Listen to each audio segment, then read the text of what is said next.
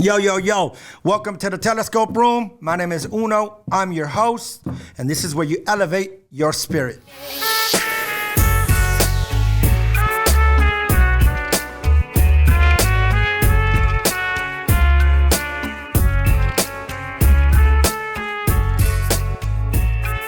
So welcome to the Telescope Room, YD. Yes, sir. Thank you for having me. Thank you for having me. So, like I said in the intro, one of the things that was really important to me is, like everybody knows different versions of me, from the psych. But if there was anybody that was there with me, it was you. And a lot of people know you through Young Diggy, Youngster, Big Young. And, as talented and phenomenal as you are as an artist, I want them to know you as a person because you're even greater as a human. And, the objective of the show to me is the growth is very important. And you've been through a lot. So, let's start from the very beginning when we first met. Damn, thank you, man. Thank you very much for the introduction. I mean, shit. Hell yeah, man. That's a lot of years. 20 years, bro. Fuck, I'm honored to be here, man. And shit. Where do we start? The very beginning, I think it was fucking 98. Yeah. So I'm going to give him my version. Go ahead. And then you give him your version. Go ahead. Mine might be a little blurry, though. Let's get into this shit. Okay, so I was walking down the block with Querubina, I believe. Right. And then I see this car with like 4 or 5 little hooligans driving by. And then you guys flip a bitch, right? And then you get out the car. It was. That's exactly how it happened. Right? You had a blue rag hanging. How old were you? I think I was 16 years old, man. We were coming from the car wash. It was a good friend of mine's. He had a Cadillac on some Daytons or some shit like that, and we were driving.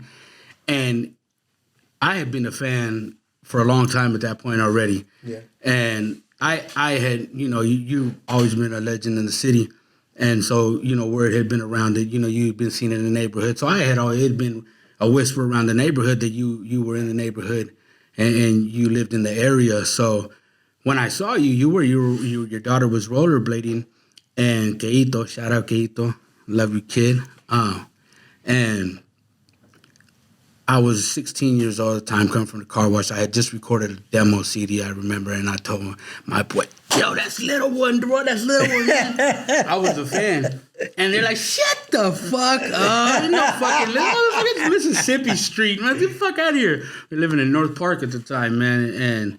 And I did. We told him to flip a U-turn, man. I approached you. I remember saying, hey, what's up, man? You're little. And you're like, yeah, man, what's up, man? Real humble, cool cat. And I told you, I was a young kid trying to get in the game, doing my little thing, and I had my little demo. You asked me if I had anything I could record or I had anything recorded, and I shot you the demo, man. I remember you were Poetic Karma at the time. No, I told you, oh, you spit, and you said, yeah. And I said, well, let me hear something. And you said, no problem. That's right. You said no problem. Spitting there, and then you spit it, I did. and you killed it. And then I was recording, and I said, okay, cool, I'm going to get your number. Then you gave me your stuff, and then I called you. Like, what, a couple weeks later? A couple weeks later, you were on the road in Vegas, I believe, promoting Karma at the time. And then when I got into recording the 13 Scorn, I called you. That's when we leave. And we recorded Dead. That's the first track. And then that's where it all began. That's where Diggy was born. That's where it began. So, on that note, musically, we got to know each other as artists. And then as time went on, we became brothers. I knew you before you had children. I knew you when you were a young man, before you became a man, before you became a father. I remember going and picking you, taking you out of the corners when you were with your little crew and sipping your 40 ounce. I seen you get in fist fights.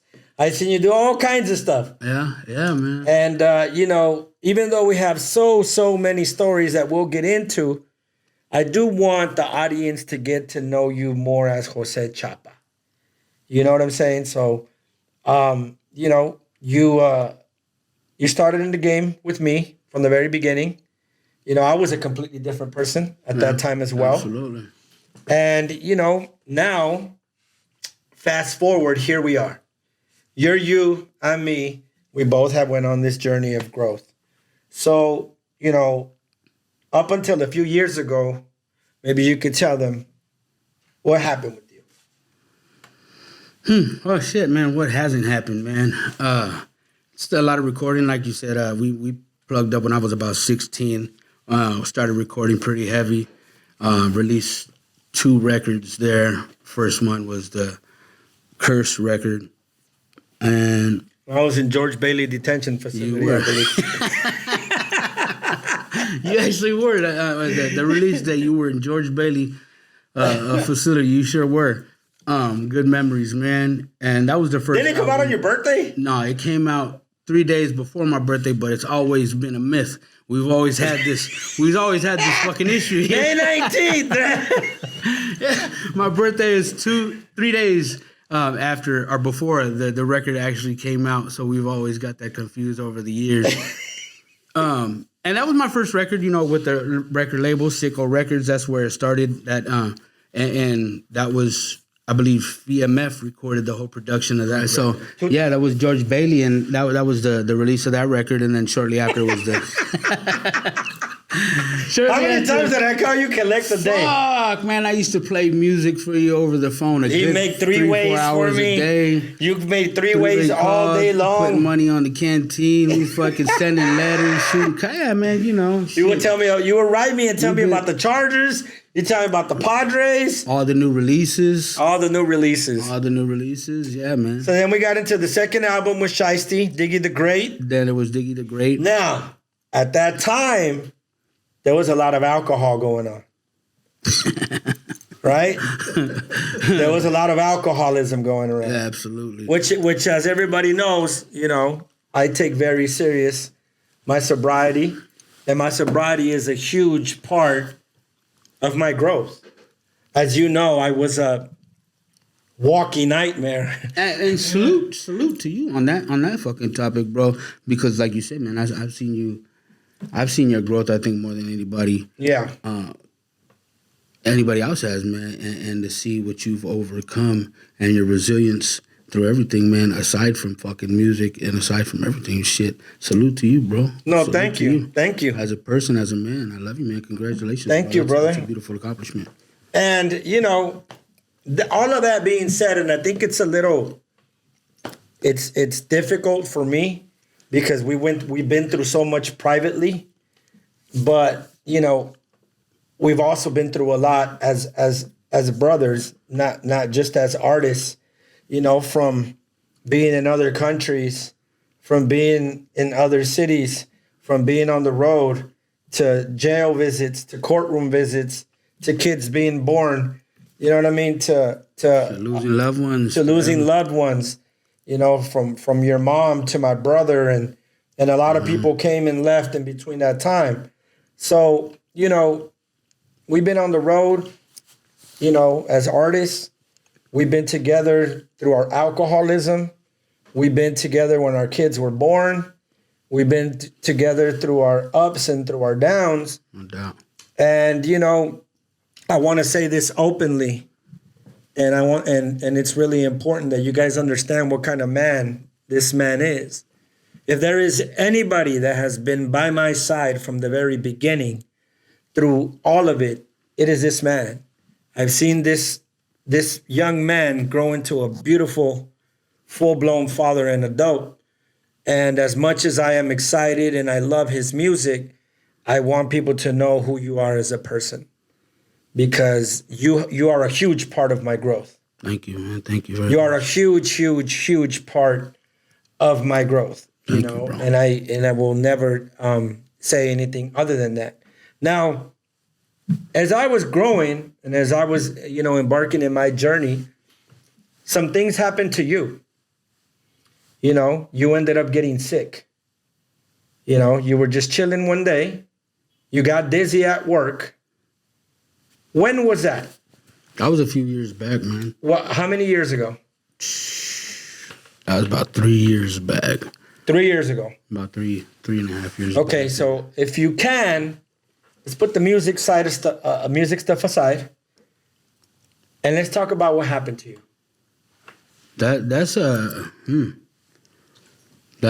struggle and a journey on its own animal, man. Long story short, in the Hispanic community, diabetes is really prevalent. I would say based in a lot of it in our culture, a lot of the foods that we eat, a lot of the ways that we cook, the grasa, the tamales, the frijoles, the tortilla, a lot of that stuff is heavy in a lot of, starches and sugars and shit like that causes diabetes a lot. Very commonly in the Hispanic community and pretty much hereditary also. Plenty of different obstacles Which that again, we suffer from. one of the things that I've been preaching on is we're domesticated. We've become traditional thinkers because no one in our upbringing was trying to teach us how to have a long life. Yeah, absolutely not. Absolutely not. It's a lot of years of reprogramming. A lot of years, exactly, and a lot of growth that we didn't have guidance and a leg up on. Yeah. So long story short, what happened is, man, I ended up having diabetes. I never paid attention to it. It's kind of, they call it a silent killer. You don't feel it. You don't have too many symptoms. It's not you're not gonna wake up in the morning and be in aching pain. No shit, I got diabetes. It don't happen like that. It's just something that your body doesn't process sugars properly. Ends up doing damage to your organs.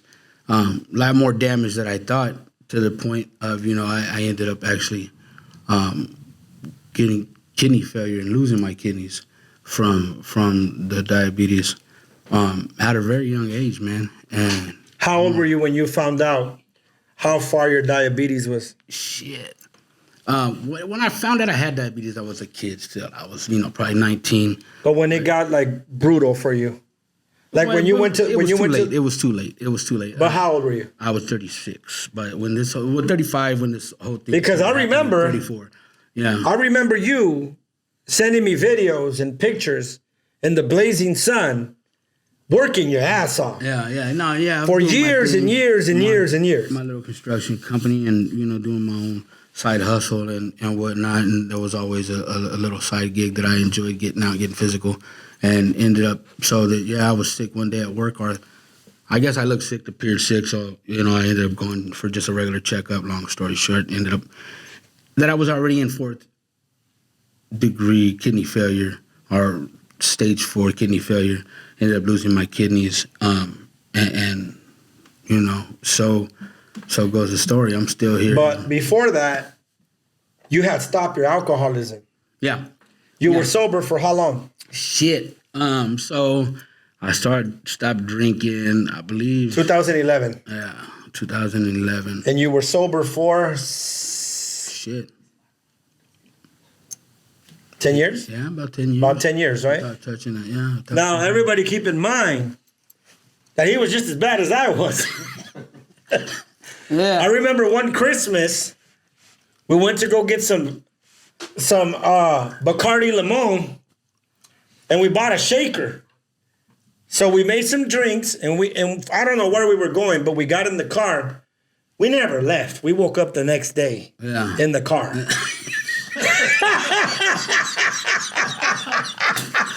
Yeah. We never left. It was plenty. We woke up in the driveway in the car with the shaker. You should have had a sponsor from fucking Alizé. Alizé. You must have consumed so much fucking Alizé in the 1990s. So, full-blown alcoholic. We went to Vegas to shoot the Love Like Magic video. I remember half of it. Okay, right? I remember Floss was there. Flossie was there.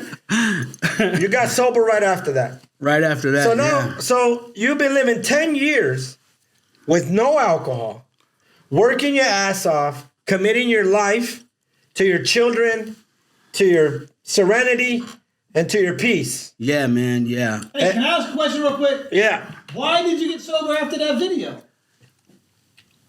I was tired, man. I was tired. To be 100% honest, I couldn't function as a father and an alcoholic, and I chose to be a father instead. Did something happen at that video shoot?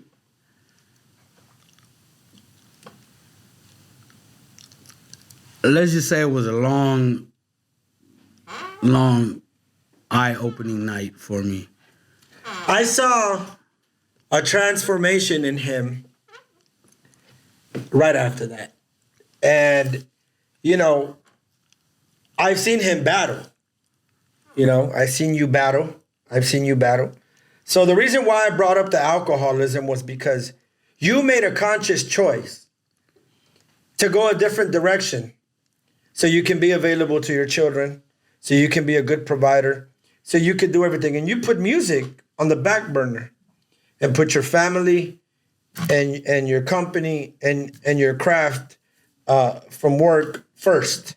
There was times you wouldn't even do features for me because you were working. So fast forward, you find out that you're sick. What happens after that? The ball gets to rolling downhill pretty fast. Okay, how so? I end up in the hospital. Within the span of about 3 years, I end up in the hospital for, X amount of months. I end up losing my kidneys. I end up going through a bunch of preparation, surgical procedures to prepare me to be on dialysis, which is a form of, I guess you would call it life support or whatnot. You get brought back to life 3 times. It is external kidneys. They pretty much clean your blood out. So oil change 3 times a week, keep you alive. It was the kidney failure, the preparation of being on dialysis, the process of starting dialysis. I actually, without the kidneys, ended up developing what's called calciphylaxis. It's like calcium deposits that your body doesn't filter out the calcium and it causes your bones to dry up. And I ended up losing my leg because of it. So how was that mentally for you? Challenging, man. I mean, it's challenging. It's redefining. It really causes you to search, I would say, who you are as a person, to really find your strengths and your weaknesses in you as a person and in your character and how you perceive life. It touches you internally, I would say. When I would go to the hospital and see you, I would see you with a smile on your face while you were suffering. I would see you go through your stages. I remember rolling you in your wheelchair, going to Seaport Village so we could get some air by the bay. And we would just sit there for hours and people watch and talk and catch a breeze and drink some water and just talk about life. Now, when you ended up getting your amputation, that was tough for you. Mm-hmm.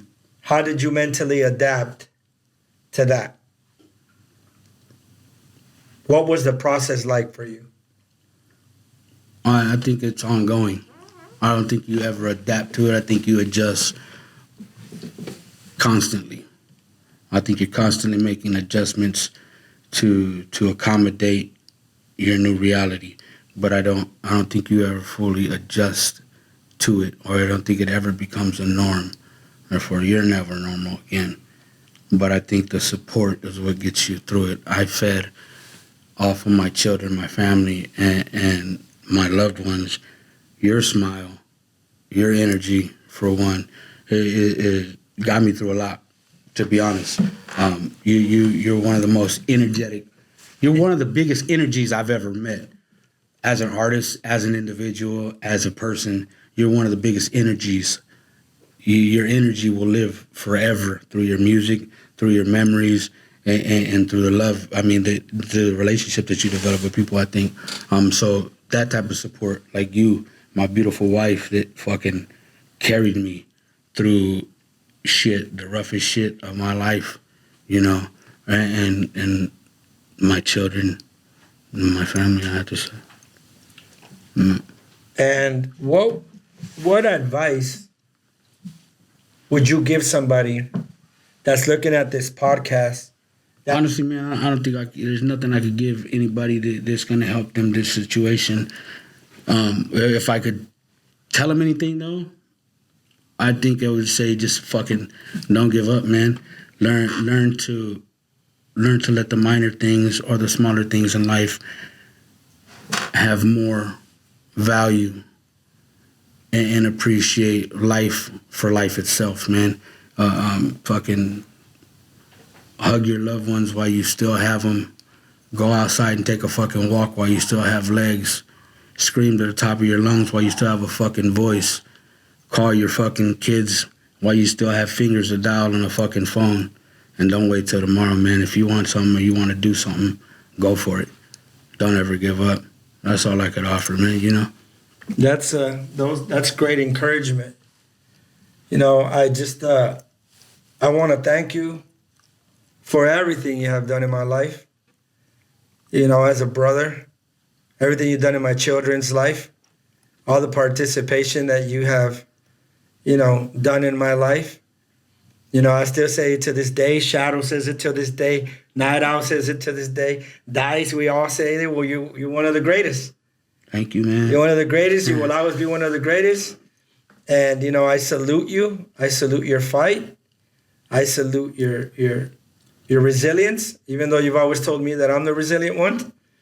You know, and I want you to know how much I love you and how proud I am of you. Thank you, man. Thank you. And thank you very much for having me, man. I'm humbled and honored to be here, and fucking shout out to everybody you just mentioned, man, and everybody else that's been supportive from the city along the way, that's contributed some sort to my life, to the talent, to the city, man. Dice, Shadow, Night Owl, Royal, fucking everybody that's been a part, fucking the Crimes, VMF, everybody, man, that's ever been a part of, you know, anything that I had to do career-wise with music in my life. And thank you to you, bro, from the bottom of my heart, man. Thank you. It's been a fucking absolute pleasure, an honor, and a fucking blast, man. I would do it all again in the drop of a fucking dime, and I wouldn't change a fucking thing, bro. Neither would I, bro. Sick ups to the fucking wheels. I love you, broski. I love you too, bro. So this is Young Diggy, a.k.a. Jose Chapa, one of the greatest artists, one of the greatest men to walk this planet Earth. Thank you for tuning in, y'all. Telescope room, baby.